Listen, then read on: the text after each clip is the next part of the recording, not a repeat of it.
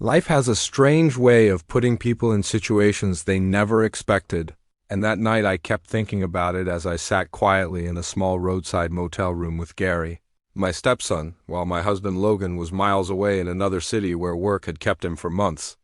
His absence had slowly created a silence in our home that felt heavier every day, not just because I missed him, but because somewhere along the way the attention, warmth, and companionship we once shared had faded, leaving me restless and lonely in ways I never spoke about out loud. That was the reason I had asked Gary earlier that morning to drive me to visit my father in the next town, a simple trip I believed would help clear my mind, but nothing about the day unfolded the way I imagined. When I walked into the kitchen that morning, Gary was finishing breakfast, humming to himself with the same carefree energy he always had, and I joked that if he was really going to start college soon, he needed to improve his driving, so he might as well take me on the trip. He laughed with that playful grin of his and agreed on the condition that I convince his father to help him upgrade his old car during the summer, which made me roll my eyes, though I promised we would talk about it later. A few hours into the drive, everything felt normal, the road stretching endlessly ahead while Gary sang along to songs on the radio and cracked jokes that mostly amused himself. But then the car suddenly made a harsh hissing noise before rolling to a stop on the side of a lonely highway. And after 2 frustrating hours of trying to call mechanics and check the engine, we had no choice but to accept the obvious truth that the car would not be fixed that night, which left us with only one option, a small motel down the road where we could wait until morning.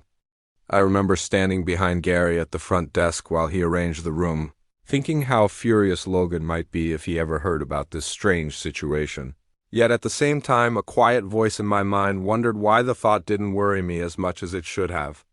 When we finally opened the door to the room, the place was even smaller than I expected, with a single bed, a flickering ceiling light, and a narrow window overlooking the empty parking lot, which made Gary laugh while I sighed in disappointment, though he shrugged and said it was only one night and we would survive.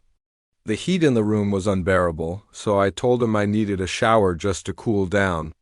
While the water ran over my shoulders, I stared at my reflection in the mirror and noticed that despite the exhaustion of the day, I still looked like the same woman I had always been, someone who once felt confident and alive. Yet lately those feelings had faded beneath the weight of loneliness.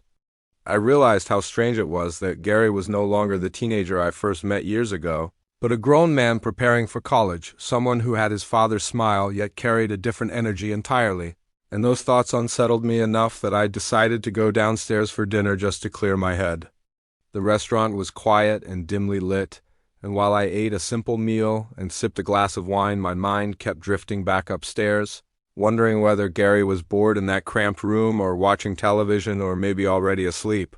When I finally returned and opened the door, I stopped for a moment because the room was silent except for his steady breathing as he rested on the bed after taking his own shower, the lamp casting a soft glow across the room while he slept peacefully, and something about that quiet moment made the entire day feel strangely unreal. With no other place to sleep, I carefully lay down on the other side of the bed, telling myself it was only temporary and that morning would arrive quickly. Yet sometime later in the night I woke slightly and realized Gary was awake too, sitting quietly in the chair near the window as if he had been thinking about something for a long time. When our eyes met, there was an awkward pause where neither of us seemed sure what to say, because the circumstances felt unusual and complicated, but also strangely honest, like the kind of moment where people suddenly speak truths they normally keep hidden.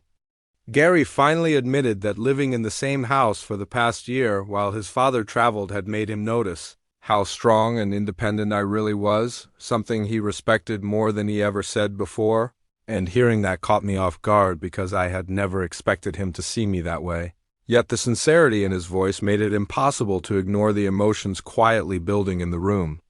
We talked for a long time after that about life, about how lonely the house sometimes felt, about the uncertainty of the future once he left for college and Logan eventually returned, and the conversation carried a kind of emotional closeness that neither of us had anticipated when the day began. Until eventually we both fell silent again, aware that the night had created a moment we would remember long after the broken car was repaired and the trip continued. Nothing dramatic needed to happen for the significance of that night to exist, Because sometimes the most powerful turning points are simply the moments when two people understand each other differently than before, and as the faint morning light began to creep through the motel window, I realized that the unexpected detour on that lonely road had not only delayed our trip, but quietly changed the way I saw my own life. My marriage and the complicated emotions that appear when people spend too much time pretending everything is normal, even when deep inside they know something has already shifted forever.